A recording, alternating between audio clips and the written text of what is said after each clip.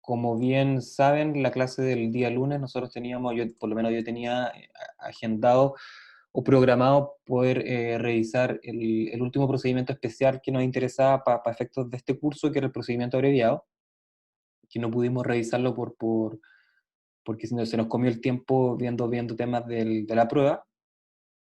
Yo me comprometí a subirle esa clase. La clase la tengo grabada, solamente tengo que subirla ahora. Y además, también le voy a hacer mención de que también por efectos de calendario, ¿no es cierto?, tuve que comprimir algunas materias.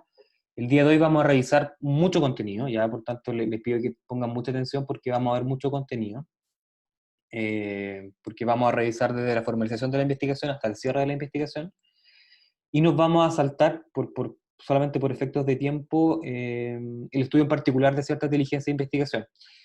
Eh, Existen ciertas diligencias de investigación que de todas maneras son relevantes que ustedes conozcan, especialmente aquellas diligencias de investigación que son potencialmente vulneratorias de derechos y garantías del imputado, aquellas que requieren entonces una aprobación por parte del juez de garantía.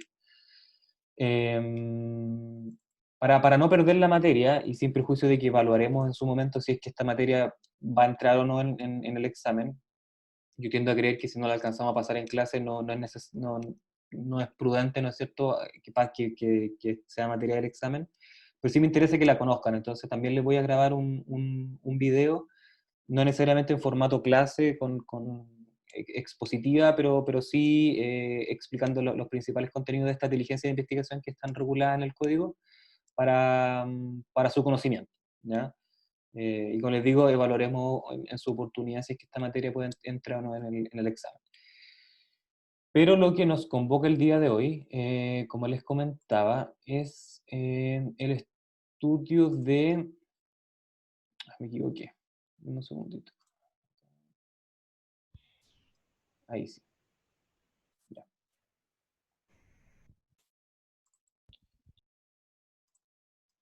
Ahí sí. Lo que nos convoca el día de hoy es el estudio de todos estos temas. Disculpe, está entrando gente.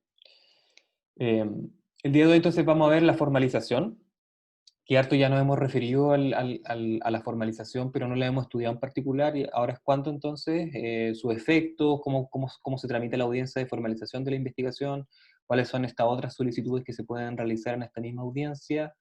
Vamos a referirnos también al plazo judicial de investigación, que también hemos hecho referencia en reiteradas oportunidades, y algunos otros mecanismos que existen a propósito de la audiencia de formalización, como por ejemplo el juicio inmediato, y la prueba anticipada, a la que también hemos hecho referencia en otras partes del curso.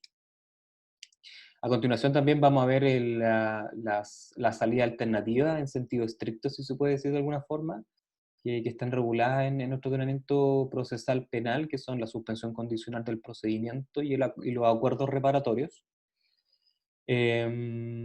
Y finalmente vamos a terminar con la conclusión de la investigación, que se traduce esencialmente en el cierre de la investigación y la decisión que tiene que adoptar el fiscal de la causa respecto a este proceso, ¿no es cierto? ¿Qué es qué es lo que realiza? Y tiene estas tres opciones que son, bueno, solicitar el sobreseguimiento definitivo o temporal de la causa, comunicar su decisión de no perseverar en el proceso, o derechamente formular acusación y continuar con el juicio oral.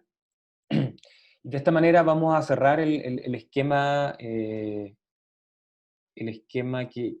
hemos visto desde la primera clase, ¿no es cierto? Este esquema, eh, inicio de investigación, ya vimos la archivo provisional, facultad de iniciar la investigación, ahora vamos a ver entonces la formalización de la investigación, juicio inmediato, hasta el cierre de la investigación, ¿no es cierto? En el que tenemos estas tres opciones. Eso es lo que vamos a ver el día de hoy. De manera de poder cerrar entonces este panorama hasta el fin de la etapa de investigación, para continuar con las siguientes clases en la etapa intermedia y finalmente con el juicio oral. También, como les comentamos y transparentamos con el profesor Fuchs el día lunes, por temas de programa, ¿cierto? Vamos a dejar la materia relativa a los recursos en materia del proceso penal, en particular el recurso de nulidad y también el de revisión, para el próximo semestre. ¿ya? Para no tener que reducir tanto el tiempo que le vamos a dedicar a esas materias y pasarlas de manera adecuada. Entonces, empecemos con la formalización, ¿cierto? La formalización de la investigación es esta comunicación que hace el fiscal al imputado en presencia del juez de garantía, en la que le informa que se desarrolla actualmente una investigación en su contra respecto de uno o más delitos determinados. A su respecto, lo que es importante destacar es que su función no es, como hace ver la prensa de pronto, ¿cierto?, en que la formalización parece ser una cuestión que daña la honra, o en definitiva existe este resabio de que la formalización es casi como el auto de procesamiento que existía antiguamente en el sistema procesal penal, en la que se traducía automáticamente en una especie de pena anticipada a través de la prisión preventiva, que era prácticamente automática. Hoy día la formalización de la investigación cumple una función completamente opuesta, ¿cierto? Diametralmente opuesta, que busca efectivamente garantizar los derechos y las garantías constitucionales que se le reconocen al imputado, de manera que el juez de garantía pueda adoptar todos los mecanismos de protección de sus derechos en audiencia, y de ahí en adelante en cualquier audiencia conforme al artículo 10 por cautela de garantía, y además, y esto es lo más relevante, ¿no es cierto?, a través de la audiencia de formalización se va a poder materializar posteriormente el derecho a defensa del imputado, puesto que mediante esta audiencia, mediante esta comunicación, ¿cierto?, el imputado va a finalmente conocer cuáles son los hechos y cuáles son los delitos por los cuales se le imputa, de manera tal que la defensa pueda preparar su estrategia, su teoría del caso, pueda solicitar diligencias de investigación tendientes a desacreditar estos hechos por los cuales se está formalizando. Por tanto, nunca hay que perder de vista esta función esencialmente garantista de la audiencia de formalización. Eso es lo que se busca. Y por eso mismo incluso existen mecanismos para, vamos a ver, entre comillas, forzar la acusación. Después le explicaré por qué hablo de entre comillas. ¿Comunicación de qué? ¿Cierto? Yo creo que hemos tenido oportunidad últimamente de ver harta audiencia de formalización, ¿cierto? Si alguien estuvo pendiente del caso de Ámbar, ahí se mostró la audiencia de formalización, quizás con demasiados detalles. A mi juicio, no sé si fue correcta la decisión del juzgado de garantía de transmitir esa audiencia, pero en definitiva se transmitió. Y últimamente se han dado a conocer harta audiencia de formalización, ya estamos bien familiarizados con esto. ¿Qué es lo que se comunica de parte del fiscal? En primer lugar, la existencia de una investigación respecto al imputado, ¿cierto? Que se lo investiga por algo. Luego, ¿por qué se lo investiga? ¿Cierto? Y en este momento, entonces, el fiscal tiene que detallar, señalar específicamente cuáles son los hechos que configuran uno o más delitos por los cuales se está investigando al imputado, ya debiendo describirlo de manera que el imputado pueda entenderlo. Y también, y finalmente también se debe comunicar la participación que se le atribuye al imputado en esos delitos, ya sea a título de autor, cómplice o encubridor, ¿cierto? Y resumidamente, cuáles son los antecedentes que permiten atribuirle ese grado de participación. Respecto a los antecedentes, en realidad no es necesario entregar antecedentes, basta comunicar los hechos y el grado de participación y el delito por el cual se le está investigando al imputado. Aquí les tengo un ejemplo, díganme si lo pueden escuchar, porque si no lo paramos al tiro, ¿ya? Voy a subir el volumen de mi computador. Debieran poder escucharlo.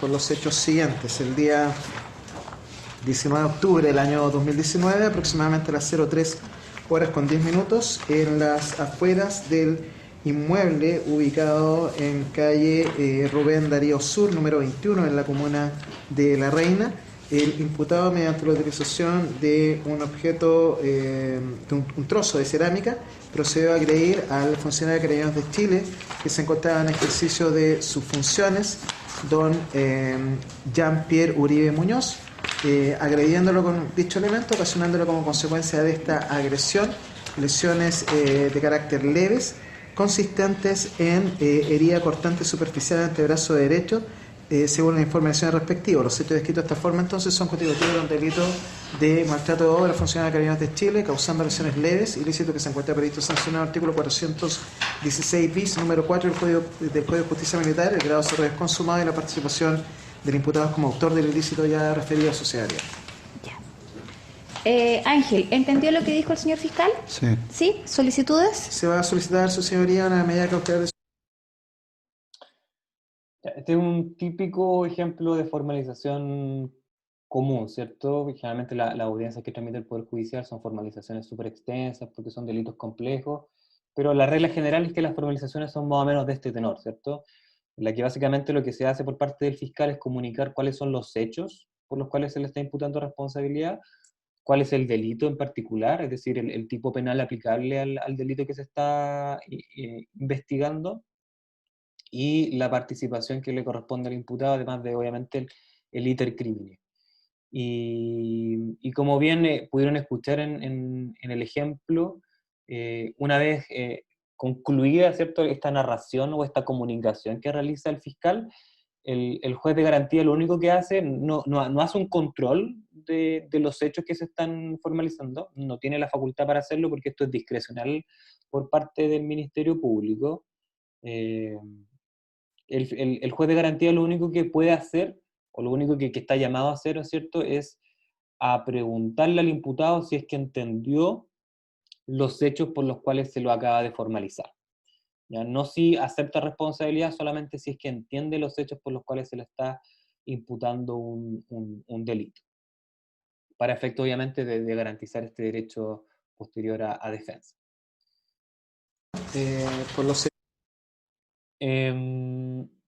Entonces, ¿cuáles son los efectos que tiene esta comunicación? Y son principalmente tres, y que están expresamente señalados en las letras A, B y C del artículo 233 del Código Procesal Penal, que son en primer lugar, y ya lo habíamos conversado, ¿cierto? En primer lugar, y que es relevante, la suspensión del plazo de prescripción de la acción penal por aquel delito, ¿cierto? Entonces, a partir de la audiencia de formalización, se va a entender suspendido este plazo de prescripción para la prescripción de la acción penal. Aquí obviamente, bueno, lo deben saber, pero la diferencia entre la suspensión y la interrupción es que con la suspensión, una vez que se reanuda el plazo de prescripción, y vamos a ver por qué motivo se puede reanudar este plazo de prescripción, se cuenta, se sigue computando el plazo desde que se suspendió, ¿cierto? En cambio, en la interrupción se deja de contar el plazo, y si se vuelve a contar el plazo de prescripción, se debe comenzar desde foja cero. También algo le adelantaba en otras clases, si es que es la formalización el único mecanismo que existe hoy día en nuestra regulación procesal penal para suspender el plazo de prescripción de la acción penal. La respuesta es no. Si bien este es el efecto que se le reconoce a la formalización, nada dice la ley respecto de que otras actitudes puedan cumplir el mismo efecto. Y en ese sentido, lo que se ha establecido en concordancia con el Código Penal y el Código Procesal Penal es que la interposición de la querella también va a surtir el efecto de suspender la prescripción, suspender el plazo de prescripción de la acción penal, ¿ya? Entonces, este no es un efecto exclusivo de la formalización, puesto que otras instituciones, como la presentación de la querella, también va a surtir dicho efecto. En segundo término, y que también es relevante, es que al realizar la formalización de la investigación comienza a correr este plazo legal para el cierre de la investigación, que tiene como un máximo de 2 años. Y este se cuenta obviamente desde el momento en que se formaliza, desde la audiencia de formalización de la investigación. Vamos a ver esto sin perjuicio de el plazo judicial que pueda decretar el juez fundadamente. Y finalmente, también en referencia a lo que vimos en la clase pasada, que al formalizar la investigación, el Ministerio Público pierde, ¿no es cierto?, la facultad de determinadas facultades en virtud del principio de oportunidad, ¿cierto? En particular, de archivar provisionalmente la causa y de la facultad de no iniciar investigación, que como ya vimos, respecto del artículo 170, el principio de oportunidad en sentido estricto, también puede hacer el Ministerio Público cuando ya se ha formalizado la investigación. Pero para efectos del archivo provisional y la facultad de no inicio, se pierde esta facultad de parte del Ministerio Público. Pero además tiene otras consecuencias la formalización, que son otros, entre comillas, efectos procesales que no están regulados explícitamente en el artículo 233, pero que se pueden desprender de otras normas del código, ¿cierto? Y esto también es relevante y también lo hemos estudiado, ¿cierto? Que a partir de la audiencia de formalización de la investigación, el fiscal va a poder solicitar la aplicación de la prisión preventiva o alguna de las otras medidas cautelares personales del artículo 155 del Código. Esto es súper relevante porque obviamente antes de la formalización no se van a poder solicitar este tipo de medidas. También, y lo vamos a ver durante esta clase, una vez realizada la audiencia de formalización, se va a poder acceder a la salida alternativa, que son esencialmente la suspensión condicional del procedimiento y los acuerdos reparatorios. También tiene un efecto relevante, que lo vamos a estudiar también a propósito de la suspensión condicional del procedimiento, que es que si es que el imputado tenía una suspensión condicional del procedimiento vigente en otra causa y se lo formaliza por hechos distintos, o sea, por hechos nuevos, que no necesariamente son nuevos porque pueden ser hechos anteriores, pero se formalizan posteriormente, entonces dentro de las reglas de la suspensión condicional del procedimiento se establece que si se lo vuelve a formalizar al imputado por hechos distintos a los que había accedido a la suspensión, se va a entender revocada esta suspensión condicional del procedimiento. Y esto es súper relevante para efectos de lo que vamos a estudiar, que es esta, entre comillas, discrecionalidad que tiene el fiscal para formalizar. También va a surtir efectos para fines de que el fiscal pueda solicitar determinadas diligencias de investigación que son vulneratorias de garantías del imputado. ¿Por qué? Porque a través de la formalización ahora se le va a poder solicitar al juez de garantía que las autorice. Y finalmente estos dos temas, que es que la formalización va a ser el presupuesto jurídico procesal para la posterior acusación y esencialmente a través de la formalización va a nacer esta obligación del fiscal de conservar el principio de congruencia durante el proceso penal. ¿En qué se traduce el principio de congruencia? En que la acusación que eventualmente formule el fiscal solamente se va a poder referir a hechos y a personas que hayan sido incluidas en la audiencia de formalización. Aunque en la acusación se realice una calificación jurídica distinta respecto a cuál es el tipo penal aplicable a esos hechos. Y el principio de congruencia se cierra, ¿no es cierto?, con la limitación de que posteriormente la sentencia condenatoria, que se dicte por el Tribunal de Juicio Oral en lo penal, no va a poder exceder el contenido de la acusación. Entonces tenemos esta triple relación, por una parte con los hechos relatados en la audiencia de formalización, a continuación con los hechos que se recogen en la acusación y finalmente con los hechos que se van a dar por probados en la sentencia condenatoria. La infracción al principio de oportunidad es una de las causales que dan lugar al recurso de nulidad en materia procesal penal. eh, por lo tanto, es relevante que la podamos entender, ¿no es cierto? Y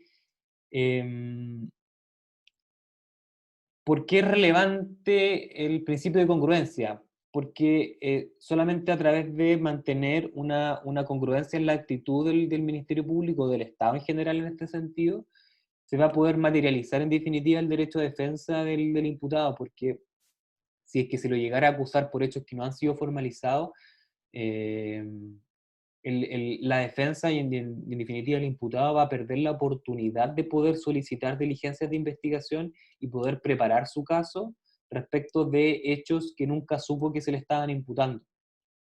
Lo que en definitiva es perjudicial para su posición en el proceso penal. Ahora bien, la sanción establecida, que es la nulidad, es solamente cuando la incongruencia se dé entre la sentencia condenatoria y la acusación. Si la incongruencia se da entre los hechos de la acusación y los hechos que hubieran sido formalizados en su momento en la audiencia de formalización, la sanción procesal no es la nulidad, sino que la sanción procesal que corresponde es la corrección formal de la acusación.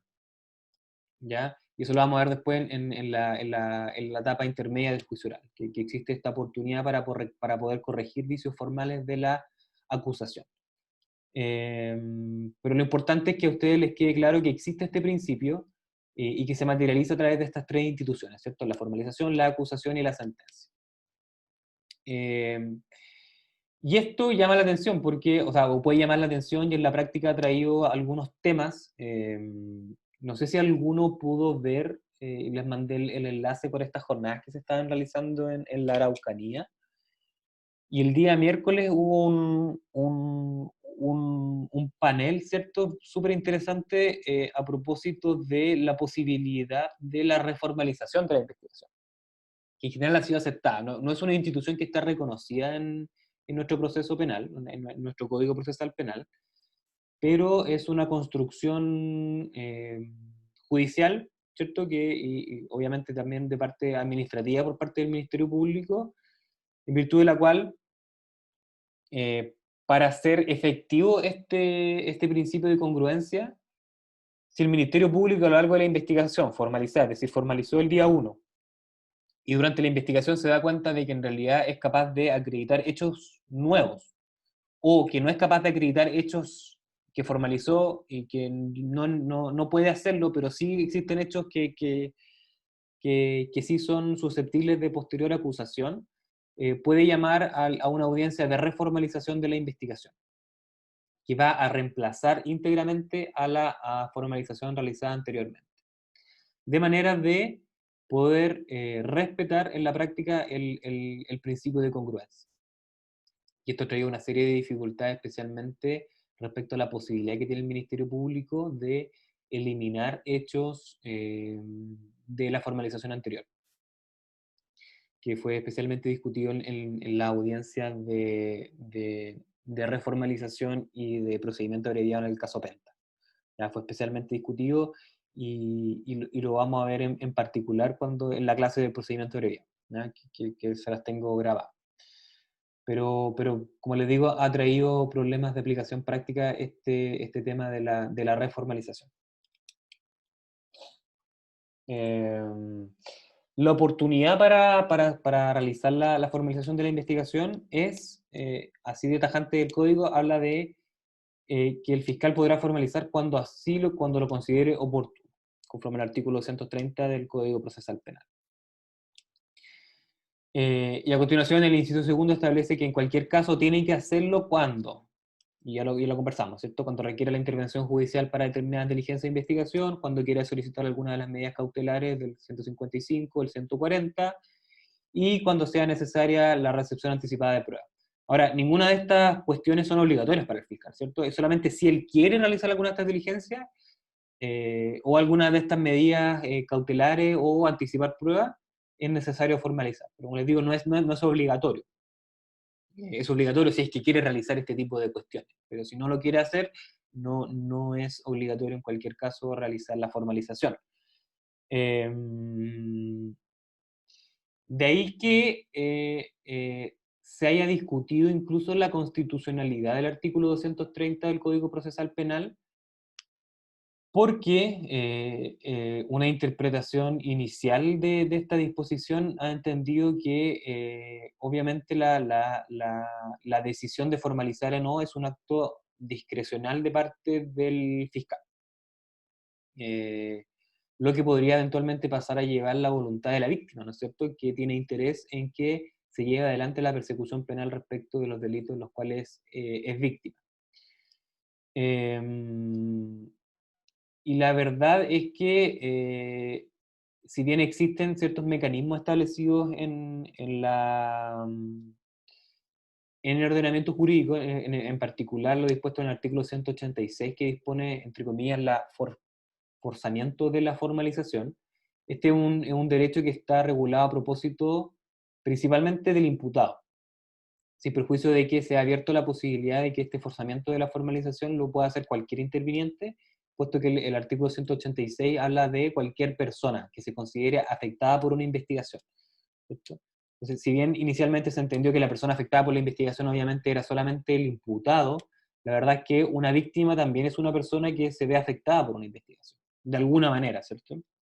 De ahí que se ha ampliado este concepto de esforzamiento de la formalización para que también pueda otro interviniente solicitar este forzamiento de la investigación.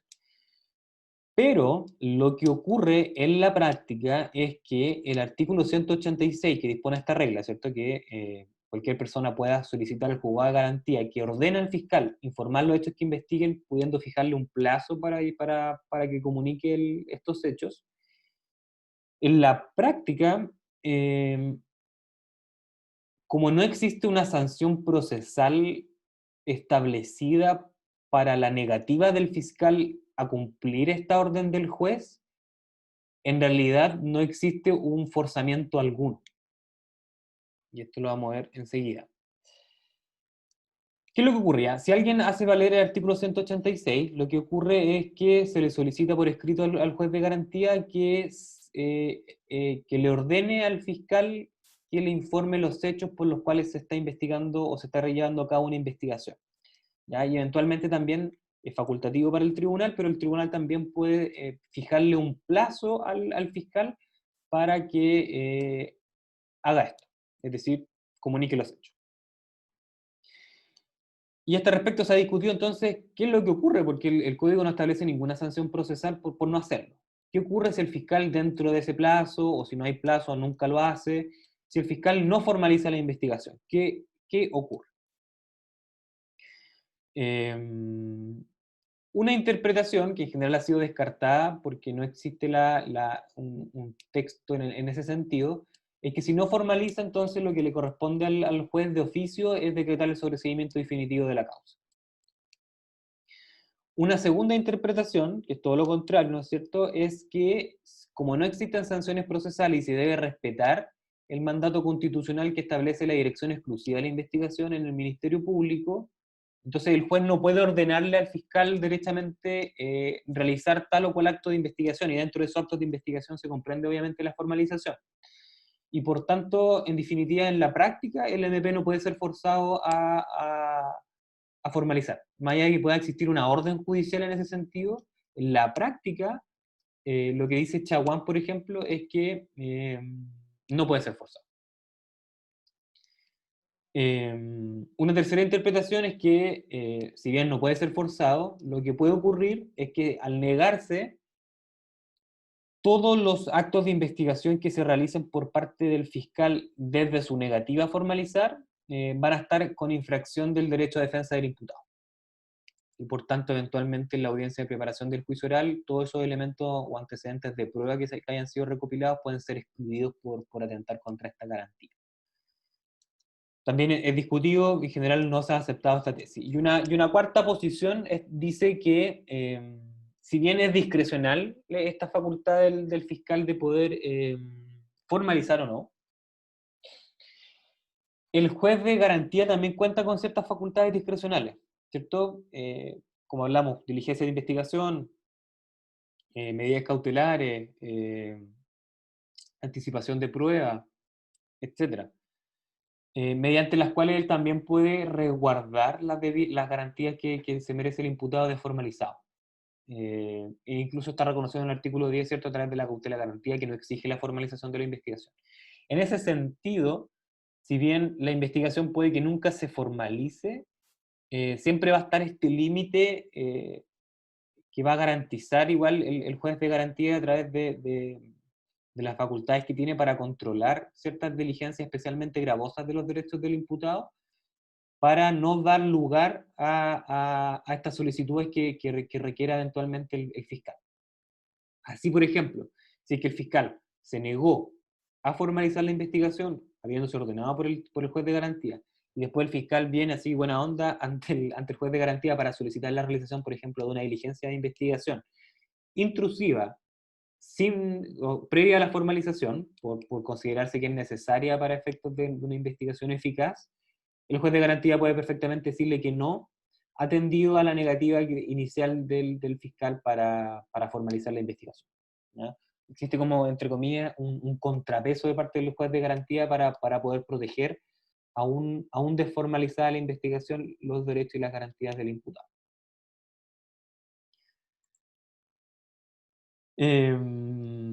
Y sobre el particular, también existe una sentencia bien importante del Tribunal Constitucional del año 2008 que establece, ¿no es cierto?, la facultad del Ministerio Público como una alternativa discrecional. Eh, y en definitiva, la, la, la vulneración que se podría hacer efectiva respecto de la víctima en torno a esta decisión discrecional es la tutela efectiva de los derechos, ¿cierto? El debido acceso a la justicia de parte de la víctima.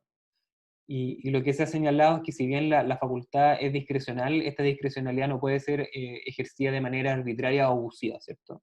De manera tal, por supuesto, de evitar la formalización para abrir espacios de impunidad o infringir el principio de legalidad. Y ahí el control siempre va en relación a que cualquier decisión que adopte el Ministerio Público, si bien es facultativa y exclusiva de él, nunca puede ser arbitraria o abusiva. Y ese es el principal límite que tiene el Ministerio Público, como cualquier órgano del Estado, ¿no es cierto?, en sus actuaciones. En definitiva, entonces, ante la negativa del Ministerio Público de formalizar, a pesar de los deseos de la víctima, el querellante o el imputado en su caso, no existe una sanción procesal que permita al juez de garantía forzar realmente la formalización de la investigación, ¿cierto? Porque es una facultad exclusiva del Ministerio Público. Y el juez de garantía no se puede entrometer en esta facultad exclusiva porque así fue diseñado este sistema procesal penal, a diferencia del antiguo, con esta separación clara de funciones. Y como les comentaba, en caso de que la omisión de la formalización sea arbitraria o abusiva, entonces lo único que cabe hacer es que las partes que se sientan afectadas por esto, es decir, puede ser la víctima, el querellante o el imputado en su caso, difícilmente podrá ser el imputado, pero lo único que les cabe realizar no es un recurso jurisdiccional, es decir, no pueden apelar de esta decisión, sino que lo único que cabe es hacer efectiva la responsabilidad disciplinaria del fiscal. En este caso, ante el superior jerárquico, que en la mayoría de los casos va a corresponder al fiscal regional. ¿Hasta aquí alguna duda?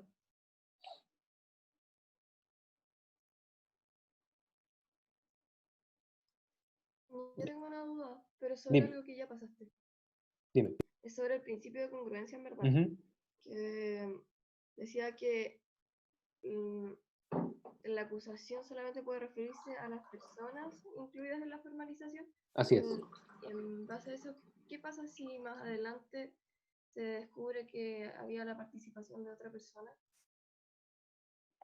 Más adelante, cuando después de la acusación, Sí, eh, eventualmente, si es que no está prescrito el plazo, se va a poder acusar a esa persona en un juicio distinto.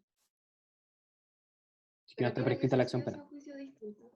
Sí, pues, porque ya se cerró esa etapa de investigación respecto de ese hecho. O sea, no se lo puede incorporar. Lo que sí, como te comentaba, es que si es que durante la investigación se determine que existen otras personas responsables, etcétera, se reformaliza. Se reformaliza para incorporar a todas esas personas en la acusación. Pero si ya se acusó, si ya se cerró, si ya se pasó, si ya se dictó auto de apertura del juicio oral, eh, se tiene que iniciar todo un procedimiento distinto respecto a esas personas. Gracias.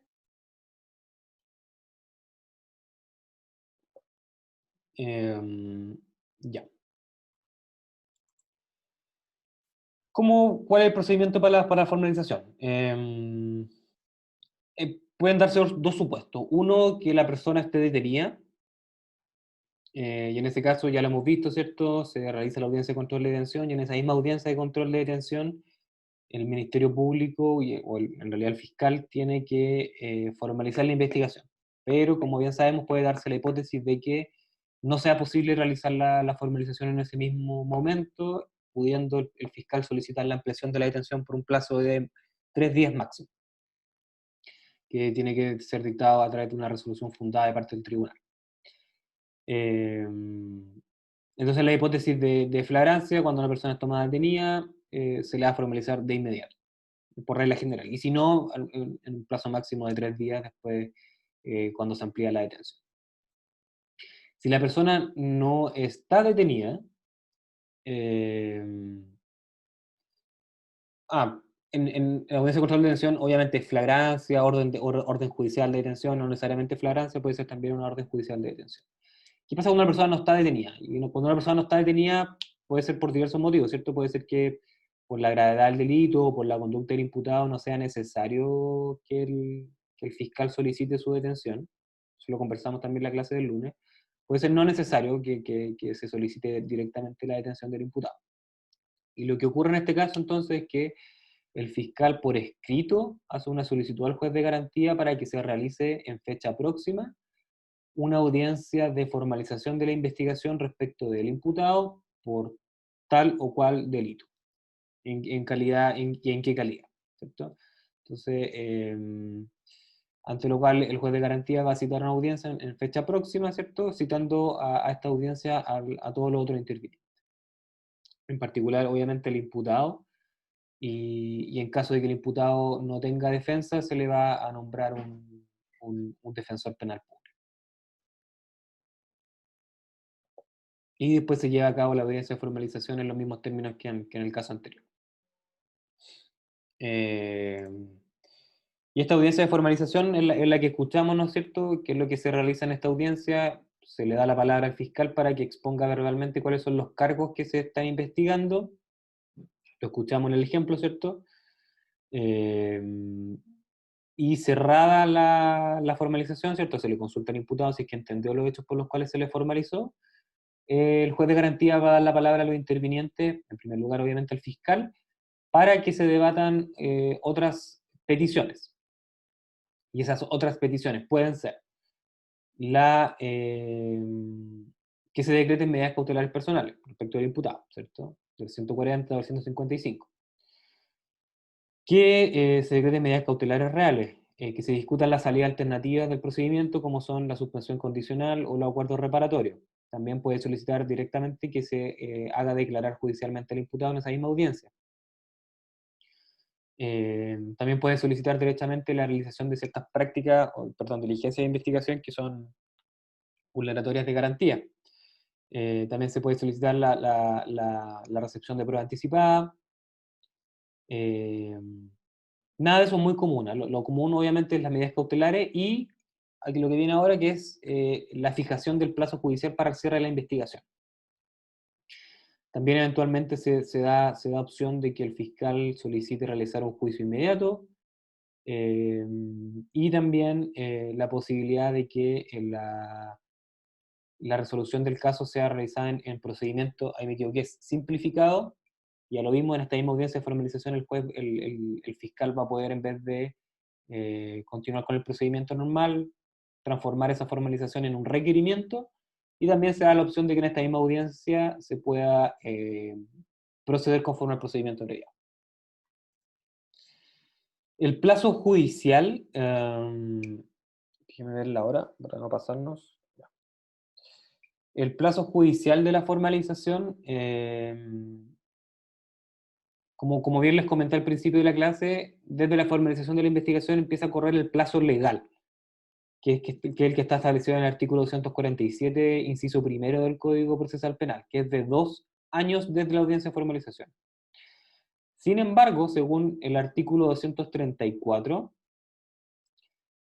en esta audiencia de formalización, si el juez de garantía de oficio o a petición de alguno de los intervinientes, y siempre oyendo al Ministerio Público, considere necesario con el objeto de cautelar las garantías de los intervinientes y siempre que la investigación así lo permita, podrá fijar en la misma audiencia un plazo para el cierre de la investigación menor al de 2 años. Este podrá, en realidad, ha sido interpretado no como una facultad discrecional por parte del juez de garantía, sino que en atención a que lo que se pretende con esta decisión del juez de garantía de acortar el plazo de investigación es garantizar los derechos del imputado, En general, se promueve que siempre lo haga. Y que si desea que el plazo de investigación sea el máximo legal, entonces esa decisión debe ser lo suficientemente fundada, porque a través de este plazo tan extenso lo que se está haciendo en definitiva es vulnerar las garantías reconocidas para el imputado de tener un juicio en breve, ¿cierto? De tener un acceso oportuno a justicia. Entonces, en definitiva, lo que ocurre en la práctica es que siempre se va a discutir en esta audiencia de formalización un plazo inferior al de 2 años para el desarrollo de la investigación. Como este es un plazo judicial, y en virtud de las reglas generales entonces del Código de Procedimiento Civil, es esencialmente prorrogable. Eh, pero esa prórroga obviamente no puede ser más extensa que el máximo legal, ¿ya? O sea, si se decretan 3 meses, después 3 meses, 3 meses, 3 meses, esas ampliaciones consecutivas del plazo judicial en ningún caso pueden ser superiores a los 2 años en total. Y en definitiva, al vencimiento del plazo judicial, por el tiempo que sea, el fiscal tiene que proceder a cerrar la investigación. Y aquí sí está obligado a hacerlo.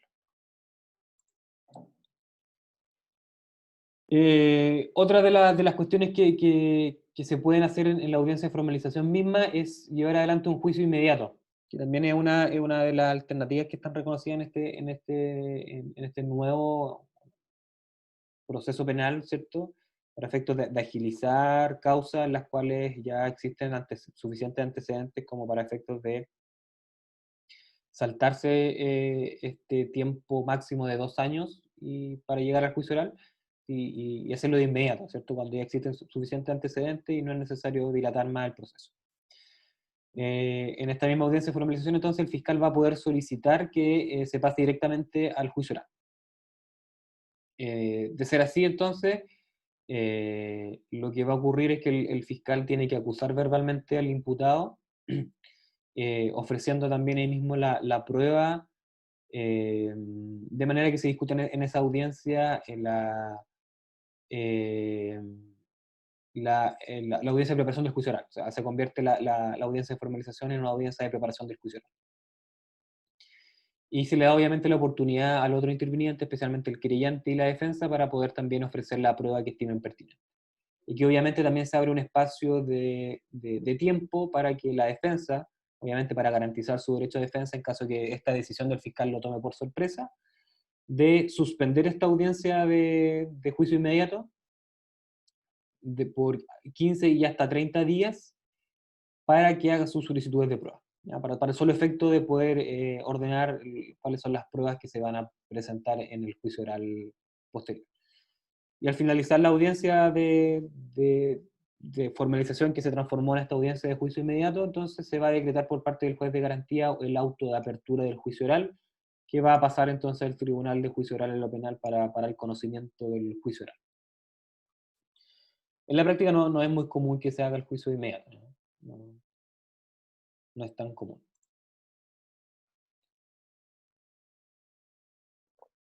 Eh,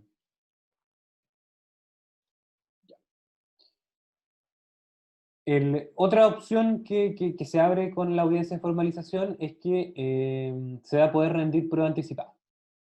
Como saben bien, y lo conversamos en las clases anteriores, por regla general todos los antecedentes que se recaban durante la investigación no tienen valor probatorio alguno, ¿ya? Por regla general. ¿Y por qué por regla general? Porque la excepción es la prueba anticipada. ¿Qué es esta posibilidad que reconoce el Código Procesal Penal? De que determinados testigos y peritos puedan ser interrogados y contrainterrogados directamente por el juez de garantía antes de que antes de que la investigación esté cerrada, ¿cierto? Pero para que eso proceda, ¿cierto? Tienen que existir tienen que ocurrir ciertas imposibilidades respecto de este testigo o estos peritos por los cuales se estima que no va a poder concurrir eventualmente al juicio oral. Y estas son, uno, que el testigo perito se tenga que ausentar a larga distancia por un determinado lapso de tiempo y en definitiva sea difícil después que concurra al juicio oral, porque existan motivos que hagan temer, ¿cierto?, que sobrevenga la muerte del testigo o del perito.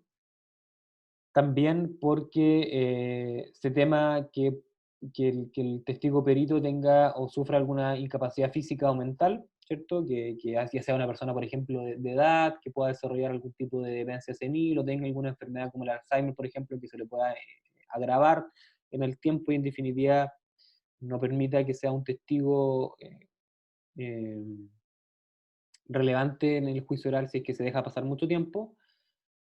Y también se abre la posibilidad en el artículo 191 de cualquier otro obstáculo semejante. Ahí la ley se abre, ¿cierto?, para efectos de que existan otro tipo de situaciones análogas a esta. Y también existe una regla especial para efectos de tomar el testimonio de niños, niñas y adolescentes que son víctimas de delitos sexuales. También ahí se da la opción de en virtud del artículo 191 bis, de que estas víctimas puedan declarar no en el juicio oral, sino que previamente ante el juzgado de garantía, eh, y que obviamente el interrogatorio y el contrainterrogatorio tienen unas reglas distintas, en las cuales no son los intervinientes directamente los que hacen las preguntas al niño o niña adolescente, sino que se hacen a través del juez de garantía para resguardar su dignidad en definitiva, ¿cierto? Y resguardar sus derechos como niño. Eh, y en realidad, de prueba anticipada, lo único que tiene es que se realiza ante el juez de garantía y antes del juicio oral. Y este antecedente, ¿no es cierto?, esta declaración que se obtenga, la gracia que tiene es que después va a poder ser incorporada en la audiencia de juicio oral. Y se va a poder dar lectura a esta declaración que prestó el testigo o el perito en esta etapa de investigación. Y esa es la gracia. Y se va a entender obviamente respetados los derechos de defensa del imputado porque el hecho de que ésta sea anticipada no significa que no se den espacio al interrogatorio y al contrainterrogatorio, que al final es la garantía que se entrega para que la declaración sea prestada conforme a la norma. Y finalmente, para ir cerrando este bloque, no un break de algunos minutos, también existe la posibilidad de que el imputado se sienta afectado porque la formalización es arbitraria en su contra, ¿ya? Y aquí hay que tener ojo porque, como les comentaba, el fin último o la principal función de la formalización de la investigación es garantista, ¿cierto? Es garantista. Lo que se busca con la formalización es garantizar los derechos del imputado y que se le comuniquen los hechos y los delitos por los cuales se lo está investigando para que haga valer su derecho de defensa. No es más que eso, o no debiera ser más que eso. Sin embargo, el artículo 232 del Código Procesal Penal abre la posibilidad de que el imputado reclame ante las autoridades del Ministerio Público cuando considere que se haya formalizado en su contra de manera arbitraria. ¿Y esto en qué hipótesis se puede dar, no es cierto? Y es cuando la formalización se haya llevado a cabo con fines esencialmente abusivos. Y cuando lo que se haya buscado con la formalización de la investigación haya sido, por un lado, afectar la honra o la dignidad del imputado, por una formalización que es abiertamente eh, eh, injusta, por decirlo así, eh, por hechos a los cuales respecto al imputado en realidad no cabe ningún tipo de responsabilidad, por hechos que no son constitutivos de delito, en definitiva, etc. Y aquí obviamente el estándar es que sea abiertamente arbitraria la decisión del fiscal de formalizar la investigación. Y aquí también entran en juego eh, el hecho de que el fiscal, por ejemplo, quiera formalizar para efectos de dejar sin efecto una suspensión condicional del procedimiento por una investigación anterior, ¿ya? Con el solo efecto de querer hacer eso, sin que esa formalización en realidad cumpla un efecto distinto o que se pretenda directamente con esa formalización nueva llegar a un juicio oral.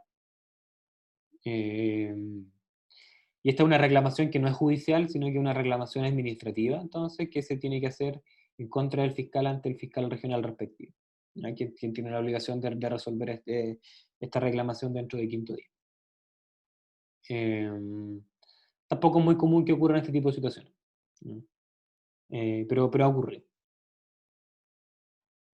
¿Dudas hasta acá?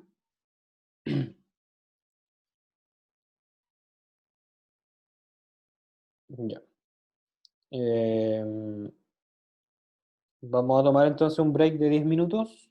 Son las 9:25, entonces hasta las 9:35. Y de ahí seguimos con el resto de la materia. Nos vemos entonces a las 9:35.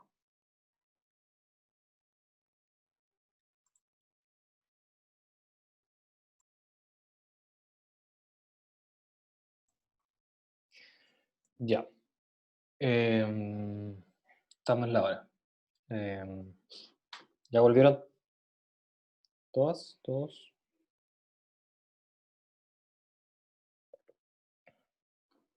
Cualquier señal de vida es bienvenida. Sí. Excelente. Es extraño esto de hacer clases así como solo, pero yo creo que nos vamos a acostumbrar con el tiempo.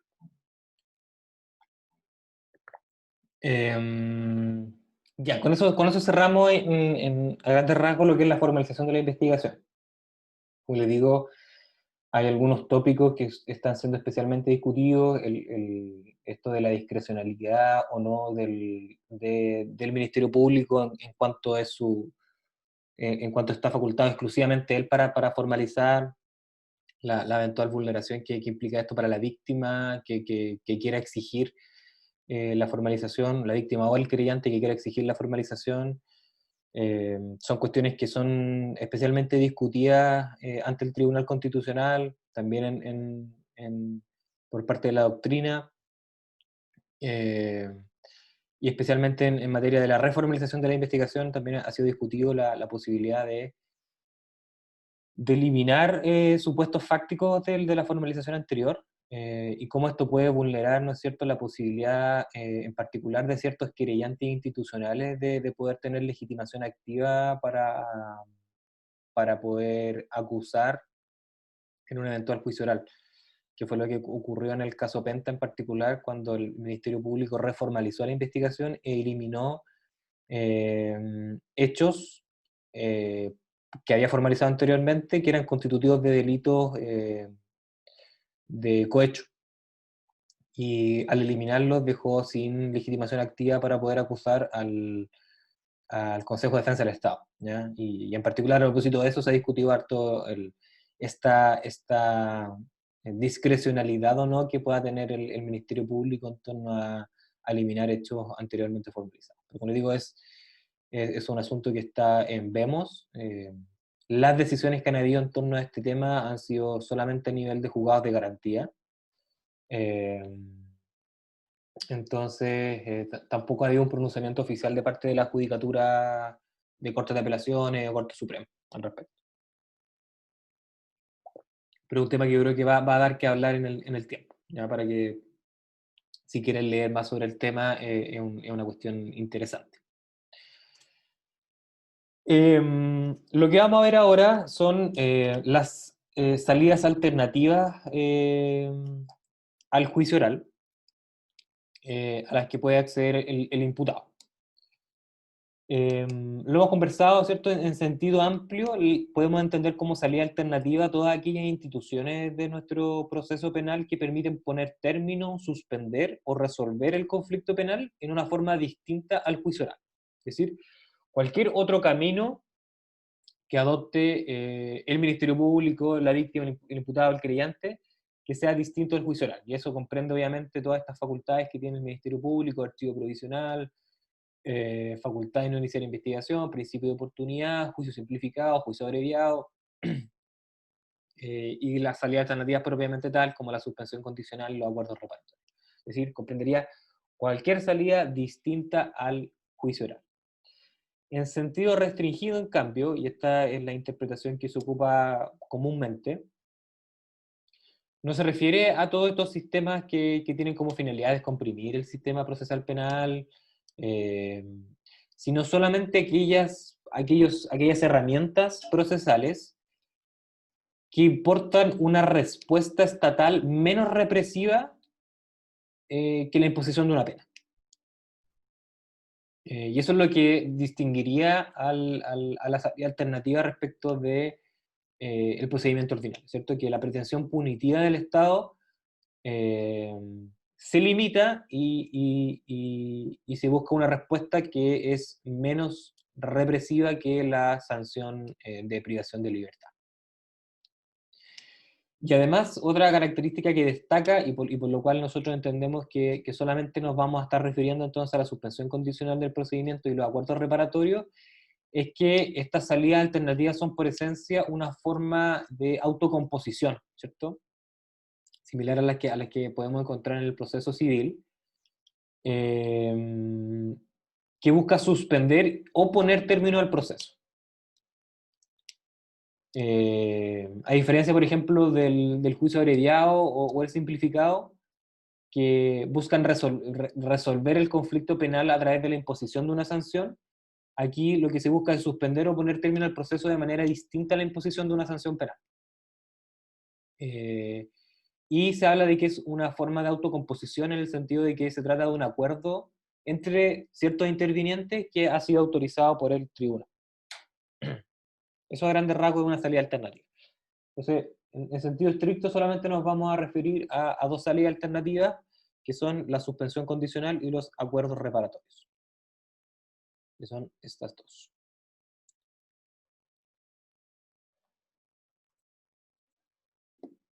Catalina está intentando ingresar. Ahí ingresó. Entonces son estas dos, suspensión condicional del procedimiento y acuerdos reparatorios. Está ingresando más gente. Vamos a esperar a que ingresen.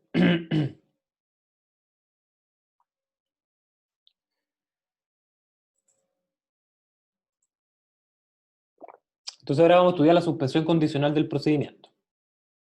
Aquí hay una bonita imagen del senador Moreira, ¿cierto? Que accedió a la suspensión condicional del procedimiento en uno de los emblemáticos casos de financiamiento de la política. ¿Qué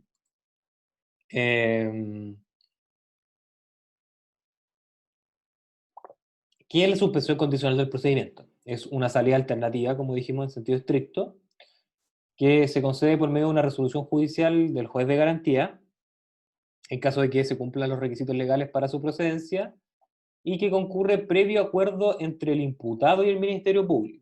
¿Ya? Solamente entre el imputado y el Ministerio Público, no es necesaria la aquiescencia de la víctima o el creyente. Mediante la cual, este es el efecto que produce, se suspende el proceso penal por un plazo judicial que no puede ser superior a los 3 años, y sometiendo al imputado al cumplimiento de una o más condiciones durante este periodo de tiempo, tras el cual, es decir, cumplido el plazo de tiempo establecido por el juez, se va a tener que decretar el sobreseimiento definitivo respecto de este imputado, por estos hechos en particular. En esencia, entonces, la suspensión condicional del procedimiento consiste en una renuncia por parte del Estado de su pretensión punitiva mediante una salida negociada con el imputado. Y a través, en todo caso, de la imposición de determinadas condiciones que se considera satisfacen de manera suficiente el objetivo del proceso penal en estos casos.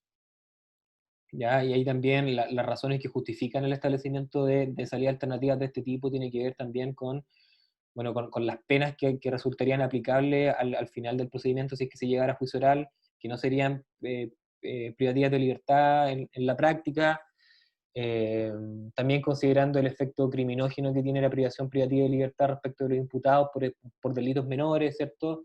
Y por considerar que este tipo de condiciones, en definitiva, pueden resultar más beneficiosas para todos, para la sociedad, para el imputado, para la víctima eventualmente, eh, que la imposición de una pena.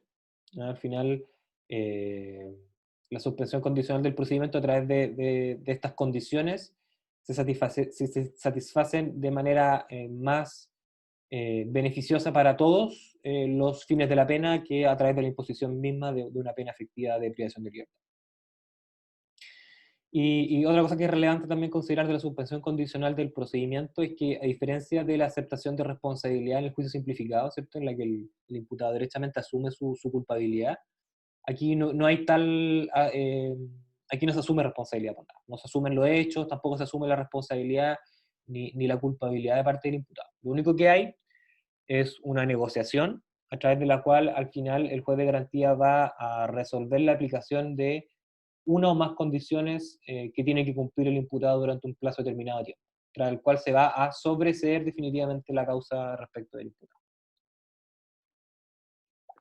Es decir, y para efectos prácticos, que es lo relevante, que a través de la salida alternativa entonces no va a quedar registrado como una condena para el imputado el establecimiento de obviamente un sobreseimiento definitivo mediante suspensión condicional y tampoco del acuerdo reparatorio.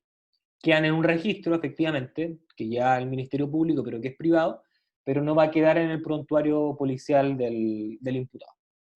Que esto es súper relevante que lo tenga siempre presente, ¿no? Que es una salida mucho más beneficiosa para el imputado desde este punto de vista.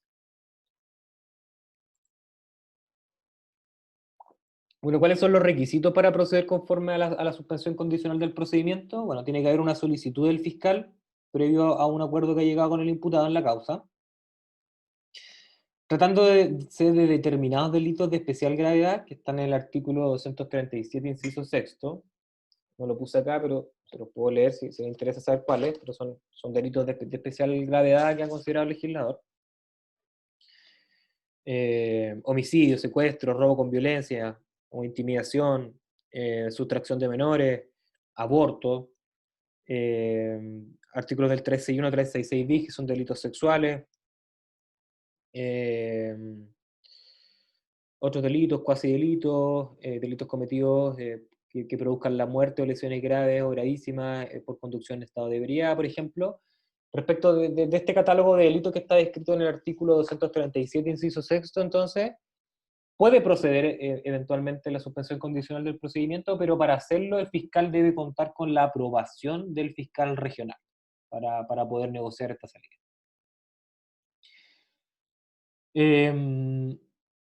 Solicitado esto por parte del fiscal, entonces el tribunal va a llamar a una audiencia para proceder a discutir la suspensión condicional del procedimiento, ¿ya? Y en esta audiencia, por expresa mención de la ley, es necesario, porque es un requisito de validez de la misma, la presencia del defensor del imputado, ¿ya? Un poco para poder controlar que efectivamente esta negociación a la que se llegó con el imputado haya sido consentida libremente, ¿ya? Para garantizar que esta negociación haya sido efectivamente conforme a derecho.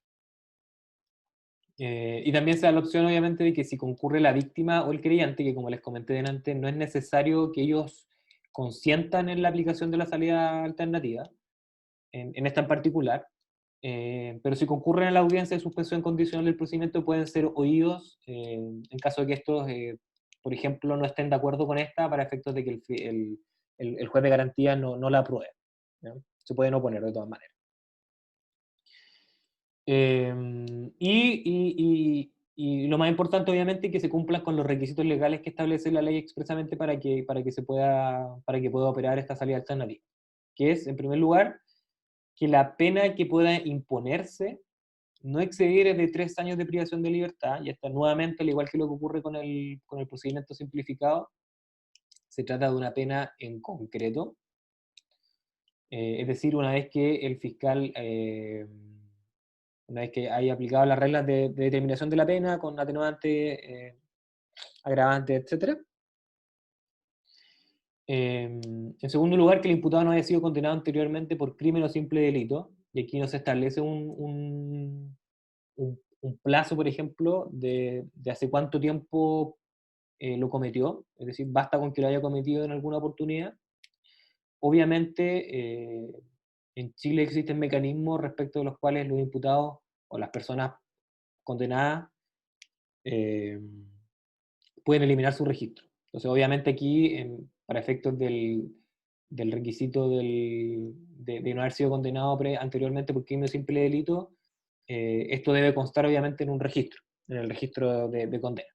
¿Ya? Si no está porque se eliminó por alguna de las causales que establece la ley, obviamente no se va a entender como que haya sido condenado.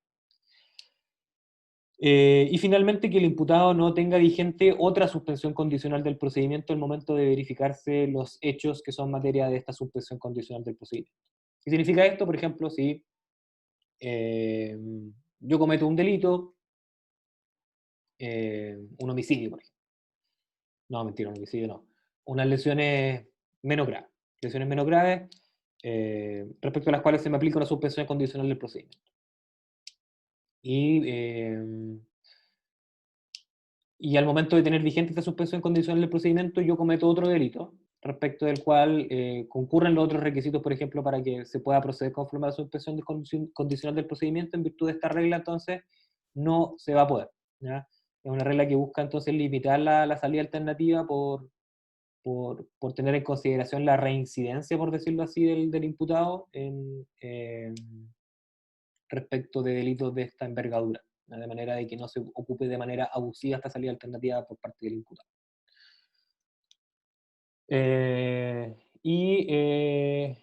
Cumplido los requisitos legales, entonces el juez de garantía va a tener que proceder entonces a dictar la resolución judicial, que va a fijar las condiciones y el plazo judicial para el cumplimiento de estas condiciones.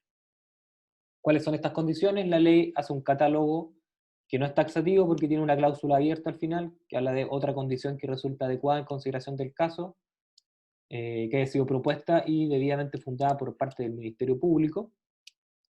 Pero este listado, bueno, habla de la necesidad de que el imputado resida o no, o haga abandono de un lugar determinado, abstenerse de frecuentar determinados lugares o personas, que es la llamada prohibición de acercamiento, someterse a algún tipo de tratamiento médico, psicológico, de algún otro tipo, cumplir con tener un trabajo, profesión o oficio, o por lo menos asistir a algún programa educacional o de capacitación en alguna profesión o oficio. También se puede pagar una determinada suma a título de indemnización de perjuicio, que por ejemplo lo que ocurrió en el caso del senador Moreira, que pagó una suma a título de indemnización de perjuicio para poder acceder a esta suspensión condicional. También existe la firma ante el Ministerio Público, y que el imputado tenga que fijar domicilio e informar sobre cualquier cambio respecto de este al Ministerio Público, ¿ya? Y también se abre la puerta creativa para que el Ministerio Público pueda solicitar cualquier otro tipo de medio. Por ejemplo, en materia de violencia intrafamiliar, lo que se hace es que a través de esta letra H se hace remisión al artículo 9 de la Ley de Violencia Intrafamiliar, que establece también un catálogo de medidas accesorias para delitos de esa naturaleza. Y en ese sentido también, ahí se pueden imaginar cualquier otro tipo de condición que el fiscal esté dispuesto a llevar adelante. La oportunidad para solicitar la suspensión condicional del procedimiento es, bueno, en la misma audiencia de formalización, como vimos, también en la audiencia del 394, que es la del procedimiento simplificado, como vimos también, en esa misma audiencia que se cita para discutir el requerimiento, en un primer momento se puede llegar, después de que se le pregunta al imputado si es que acepta, o antes de preguntarle al imputado, perdón, si acepta su responsabilidad, se analiza la alternativa de poder acceder a alguna salida alternativa, ¿ya? Si no se hace en la audiencia de formalización, también se puede hacer en cualquier momento de la investigación formalizada, citándose a una audiencia para el conocimiento y discusión de esto. Obviamente, hasta la audiencia de apertura del juicio oral.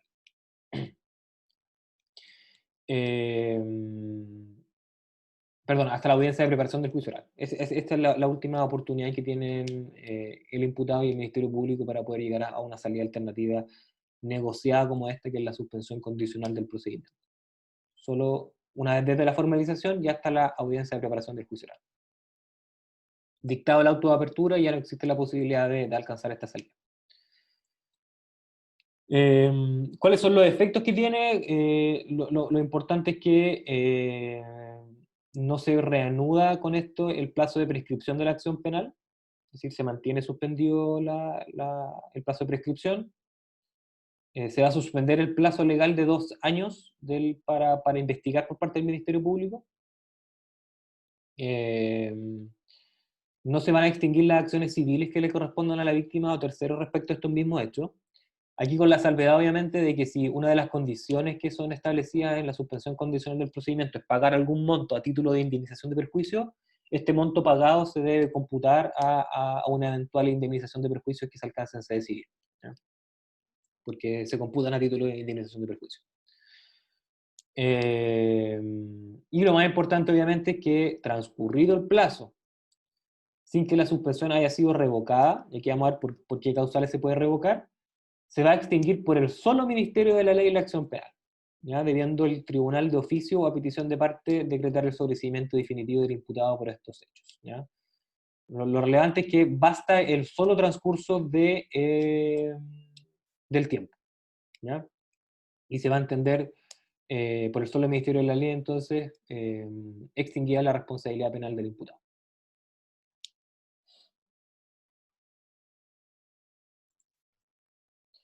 Y la revocación puede proceder esencialmente por dos causales. Uno, si el imputado incumple de manera injustificada, ya sea grave o reiteradamente, alguna de las condiciones que se le fue impuesta. Y aquí se habla de que puede ser grave o reiterada, ¿cierto? Que no es un requisito copulativo, es decir, puede ser un solo incumplimiento que sea de una entidad suficiente como para ser considerada grave. Por ejemplo, si existe la prohibición de acercamiento y el imputado incumple de manera grave, es decir, se acerca y además eh, no solamente se acerca, sino que se acerca mucho o además amenaza, intimida a la persona respecto a la cual se está buscando asegurar mediante esta condición, se va a entender, por ejemplo, grave. Si es un acercamiento en el cual, por ejemplo, ni siquiera hay voluntad de acercarse dentro del margen o es accidental, por ejemplo, no va a tener la carácter de gravedad. O también, si no es grave, también se va a considerar que es relevante cuando ha sido reiterada esta infracción de las condiciones impuestas por el tribunal. Y en cualquiera de los dos casos, esta infracción, este incumplimiento, perdón, tiene que ser siempre injustificado, ¿cierto? Excluyendo de todas maneras aquellos incumplimientos que se hayan realizado por fuerza mayor o caso fortuito por parte del imputado. Eso es uno. Y la otra razón por la cual se puede revocar es cuando el imputado haya sido objeto de una nueva formalización por hechos distintos por el cual accedió a la suspensión condicional del procedimiento. Y esto es lo que le he hablado hace un ratito atrás. Y sobre este punto, y para efectos de poder controlar esta posibilidad de que el Ministerio Público formalice arbitrariamente para efectos de hacer efectivo este efecto, aquí el juzgado de garantía tiene cierto control judicial respecto a esta formalización. Es decir, no basta cualquier formalización. Puesto que la facultad de revocar la suspensión condicional del procedimiento siempre es una facultad exclusiva del juzgado de garantía, es decir, no opera de pleno derecho. O sea, por el hecho de que se incumple justificadamente una condición o por el hecho de que se formalice por un hecho distinto, no se concluye ipso facto, ¿cierto?, que se revoca, sino que esa revocación tiene que estar fundada en una resolución del juzgado de garantía. En ese sentido, si es que una nueva formalización por hechos nuevos se funda, por ejemplo, en antecedentes que no son plausibles o que son derechamente arbitrarios, el juez de garantía puede, por ejemplo, en esta audiencia que se cita para efectos de decidir la revocación de la suspensión condicional, no al lugar. No al lugar y que se mantiene entonces la suspensión condicional del procedimiento y dentro del plazo eh, eh, se va a extinguir la acción penal en contra del imputado. Ahora, ¿qué pasa si se revoca entonces? Si se revoca, se declara por parte del juez de garantía, como les digo, en esta resolución fundada, y se tiene que continuar con el proceso en la misma etapa en la que se dejó. Es decir, si se dejó en la formalización de la investigación, se continúa desde ahí mismo y continúa el plazo de investigación desde el momento en que se dejó. Si quedaban 2 años, si quedaban 6 meses, 6 meses.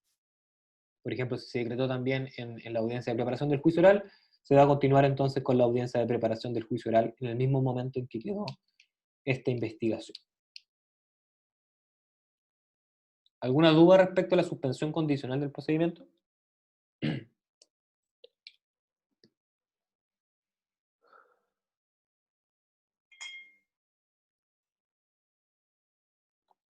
Súper. Me quedan 25 minutos, así que voy a apurar un poco con la materia. Si hay alguna duda, voy muy rápido, cualquier cosa, ustedes pueden interrumpir en cualquier momento. La otra salida alternativa son los acuerdos reparatorios. Es una salida alternativa, ¿cierto?, que es concedida en una audiencia por el juez de garantía, si es que la víctima y el imputado convienen en una reparación, ¿cierto?, en los casos y con las formalidades previstas en la ley, y que tiene como principal efecto que se extingue la responsabilidad penal del imputado. A diferencia de la suspensión condicional, entonces, aquí el acuerdo no es con el fiscal, sino que es directamente entre el imputado y la víctima, ¿ya? Eh, por eso se ha entendido como una especie de o sea, los críticos respecto a esta institución hablan de que aquí existe una mercantilización o una privatización del conflicto penal, similar a lo que ocurre con los delitos de acción penal privada, en los que el Ministerio Público directamente no tiene mucho que ver. Pero sin embargo, aquí no estamos hablando de delitos de acción penal privada, sino que estamos hablando de delitos de acción penal pública o pública previa instancia particular. Y lo que se busca a través de este mecanismo es reconocer en gran medida la posibilidad y el derecho que tiene la víctima de poder hacer valer también su voz en el proceso penal. Es decir, si la víctima está dispuesta a aceptar algún tipo de acuerdo, algún tipo de mecanismo de reparación directo de parte del imputado a su favor o a favor de lo que esa parte estime pertinente, entonces se va a favorecer ese tipo de acuerdos por sobre el interés punitivo del Estado, ¿ya? Y aquí se habla entonces de que la reparación del daño causado, eh, si bien no satisface el interés general de la pena, que es restablecer el imperio del derecho, sí satisface un interés fundamental, por lo menos de parte de la víctima, que es su reparación, ¿cierto? Entonces con esto, por lo menos se satisface alguno de los objetivos de la pena, que es la reparación de la víctima. Y les digo, algunas de las críticas apuntan en ese sentido, ¿cierto? Que con este mecanismo un poco se mercantiliza o se privatiza o se generan intereses económicos detrás de la acción penal. En ese sentido, existe cierta práctica, por ejemplo, de algunos litigantes de delitos que uno sabe que no se va a condenar a penas privativas de libertad o que es muy difícil llegar a juicio oral por falta de antecedentes, por ejemplo, cosas por el estilo, en vez de perseguir una indemnización en sede civil directamente, en el caso de que los hechos puedan ser constitutivos de delito, pero que uno sabe honestamente que en realidad no merecen una pena privativa de libertad, se utiliza la querella, por ejemplo, o la denuncia penal para poder forzar al imputado, mediante la amenaza de la imposición de una pena, a alcanzar una salida negociada como el acuerdo reparatorio, ¿no? Y una estrategia que ocupan algunos litigantes en esta materia, especialmente en los delitos que vamos a ver a continuación. Los requisitos, bueno, son por una parte, obviamente, que exista un acuerdo entre la víctima y el imputado. Este acuerdo puede tener como objeto, entonces, esencialmente una suma de dinero, que es determinada libremente por las partes, no hay ninguna limitación en cuanto al monto del acuerdo. O también puede ser otro tipo de beneficio que se acuerde a favor de la víctima.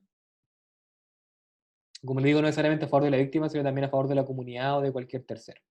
Mientras la víctima obviamente esté de acuerdo con eso. Y aquí lo que se busca, o por lo menos lo que se ha buscado a través de la regulación, a través de oficios del fiscal nacional, es que el fiscal opere como un mediador entre víctima e imputado para alcanzar acuerdos reparatorios respecto a determinados delitos. ¿Ya? El fiscal, si bien no tiene opinión respecto al acuerdo que se alcance, eh, sí obviamente va a poder operar como un mediador o acercar las posiciones de las partes en el proceso penal para que puedan alcanzar un acuerdo y así alcanzar esta salida alternativa. Al final beneficia a todos. Una vez alcanzado el acuerdo, cualquiera de las partes, cualquiera de los intervinientes, obviamente el Ministerio Público no, pero cualquiera de los intervinientes, víctima, imputado, va a poder solicitar ante el juez de garantía por escrito que se cite una audiencia para discutir el acuerdo reparatorio. A diferencia de lo que ocurre en la suspensión condicional del procedimiento en este tipo de salida, no es un requisito de validez la presencia de alguno de los intervinientes. Por ejemplo, ni siquiera se exige la presencia del Ministerio Público, sin perjuicio de que existen sanciones si es que no lo hace, pero no es un requisito de validez de la audiencia. Tampoco del defensor, por ejemplo.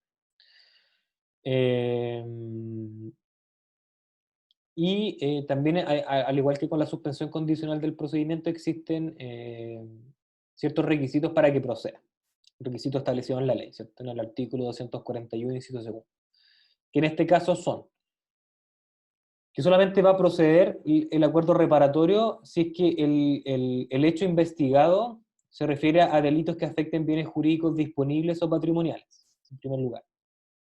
También va a proceder respecto de hechos que consistan en lesiones menos graves. Y también va a proceder respecto de hechos que consistan en delitos culposos, es decir, los cuasi delitos que están regulados al final del Código Penal. Y verificado que se cumplan con estos requisitos, entonces el juez de garantía va a tener que dictar una resolución judicial aprobando el acuerdo reparatorio.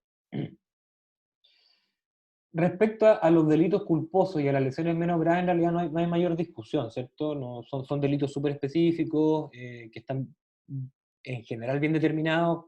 Hay ciertas discusiones respecto a las lesiones menos graves, pero bueno, son cuestiones de la parte especial del derecho penal.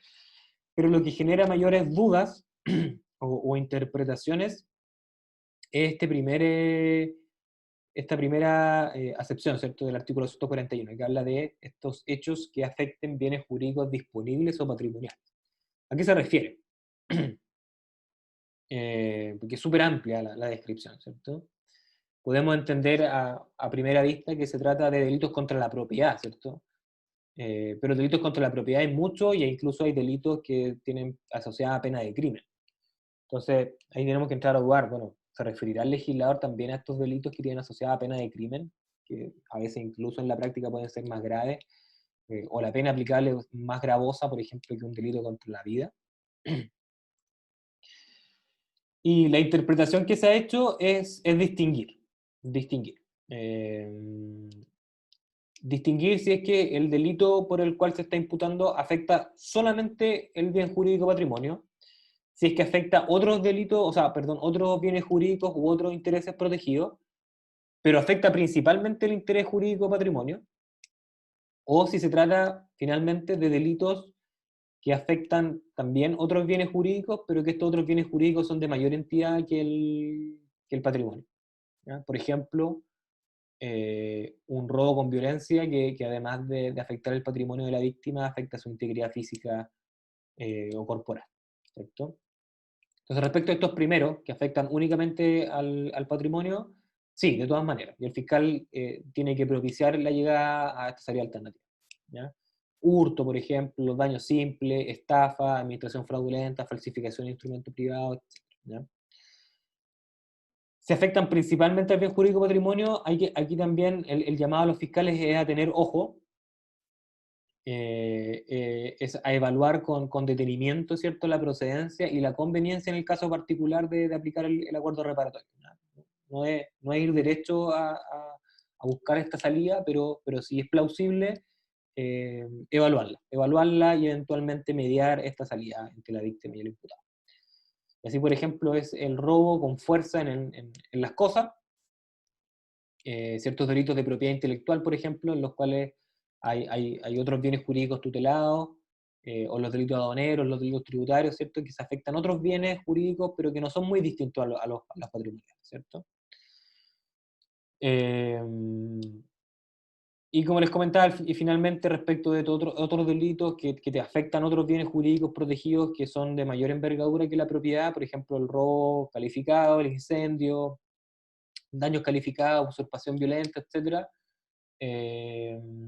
no debiera proceder el acuerdo reparatorio, ¿no? Y el fiscal se debiera oponer a esta salida alternativa.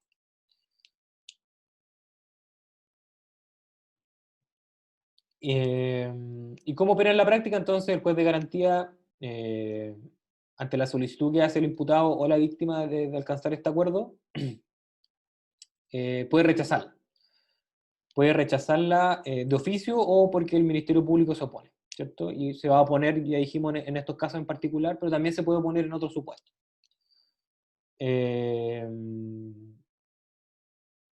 ¿Y en qué caso se va a negar? Cuando los hechos investigados no sean de aquellos que están establecidos en el artículo 241, los que vimos recién, que no sea un cuasi delito, que no sea un delito patrimonial o que no sea un delito de lesiones menos graves. Por ejemplo, si es un delito de lesiones graves, si es un homicidio, por ejemplo, no se puede alcanzar una salida alternativa, aun cuando sea un intercrimen frustrado, por ejemplo, un homicidio frustrado, no procede.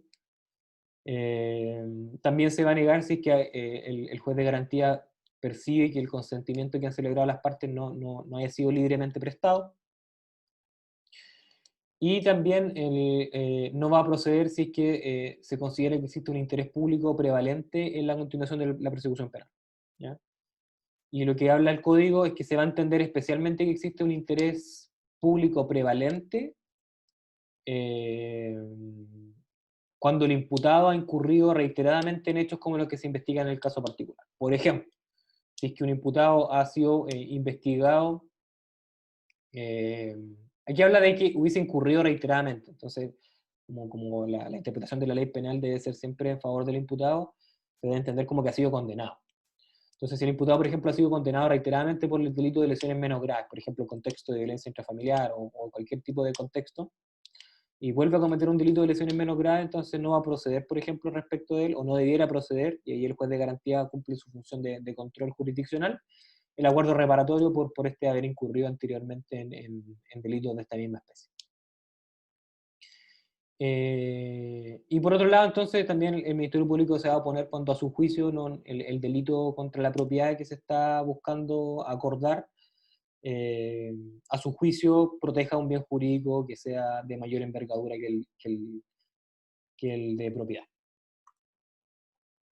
La oportunidad es exactamente la misma que para efectos de la suspensión condicional del procedimiento, y el principal efecto que tiene es que una vez que el imputado cumple con las obligaciones que contrae a través del acuerdo reparatorio, o también se abre la posibilidad de que no directamente cuando las cumpla, pero las garantiza adecuadamente para la víctima, el tribunal va a dictar el sobreseimiento definitivo respecto del imputado, declarándose extinta entonces su responsabilidad penal.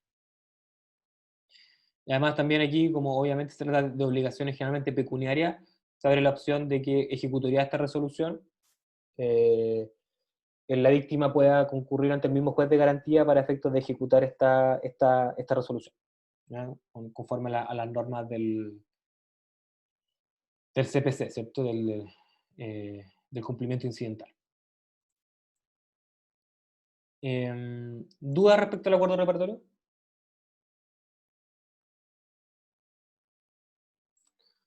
Ya me queda poquito tiempo y nos queda materia relevante, así que vamos a tratar de hacerlo express. Ya, entonces se formaliza la investigación, se investiga, se cumple el plazo, ya sea el judicial o el legal, de 2 años,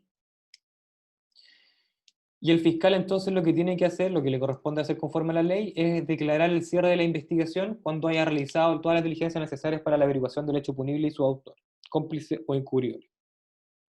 Ya, esto se puede realizar, obviamente el fiscal lo puede hacer antes de que se cumpla el plazo de investigación. Entonces, lo importante es que se hayan realizado todas las diligencias necesarias para la averiguación del hecho y su responsable. Esta decisión es de corte administrativo, por tanto no proceden recursos judiciales respecto a esta decisión del fiscal, ¿no? Entonces, si el fiscal decide cerrar la investigación, no se puede apelar o reponer respecto a esta decisión, más allá de las reclamaciones administrativas que proceden respecto de sus superiores jerárquicos. Como les comentaba, el plazo legal máximo es de 2 años, sin perjuicio del plazo judicial que decrete el juez, que puede ser menor. Me les comentaba, en la práctica siempre es menor, con el propósito de cautelar los derechos y las garantías del imputado. Y este plazo también puede sufrir, ¿cierto?, suspensiones durante la investigación, ya sea porque se decrete la suspensión condicional del procedimiento, se decrete el sobreseimiento temporal de la causa, una de las causas legales establecidas en la ley, o por ejemplo, si el imputado se compromete a cumplir una obligación y mientras esté pendiente el cumplimiento de esta, también va a estar suspendido este plazo de investigación. Entonces, bueno, el fiscal tiene la obligación de decretar el cierre. Cumplió el plazo legal, ¿cierto? El plazo máximo 2 años, cumplió el plazo judicial en su caso. Si no lo declara, se abre la opción de que solamente el imputado o el querellante soliciten al juez que proceda al cierre, ¿ya?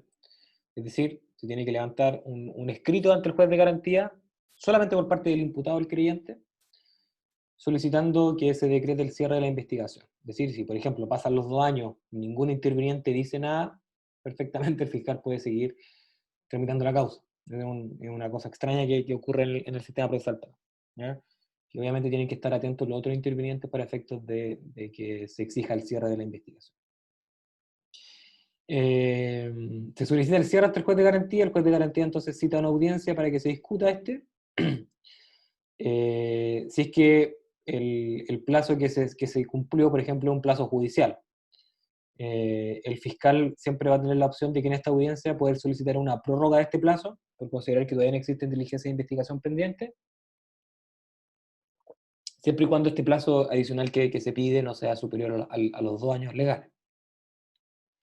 Puede ocurrir también que esta audiencia el fiscal no comparezca, o si comparece se niega injustificadamente, ¿cierto?, al cierre de la causa, y ahí lo que se da es una sanción procesal que corresponde a que el juez puede dictar el sobreseimiento definitivo de la causa, una sanción importante, ¿cierto?, respecto de la investigación del fiscal. Y la otra salida es que el fiscal derechamente se allane a la solicitud del imputado o del querellante y en definitiva cierra la investigación y aquí empieza a correr el plazo de 10 días para tomar una decisión. Si transcurre esos 10 días sin que el fiscal tome una decisión, también incurre en la misma sanción procesal que va a hacer que el juez de garantía va a tener que dictar el sobreseimiento definitivo de la causa.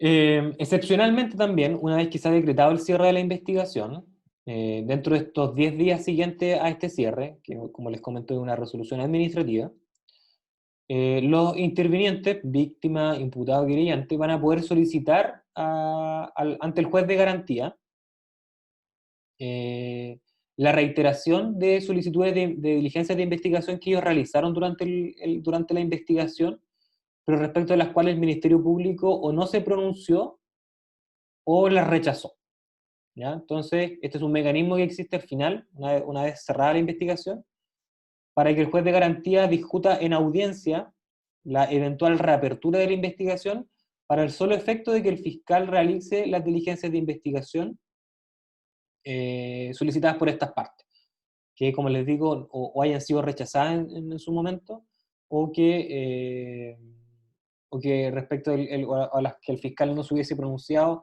y que hubiesen sido solicitadas oportunamente por el interviniente.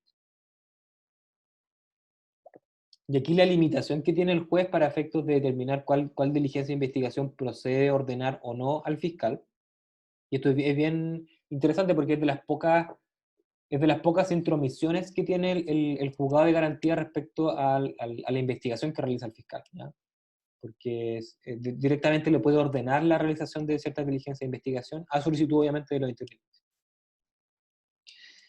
Sin embargo, tiene que realizar obviamente un control de cuáles de estas diligencias proceden ordenar, y las va a poder rechazar, y las tiene que rechazar, ¿cierto?, cuando se trata de diligencias que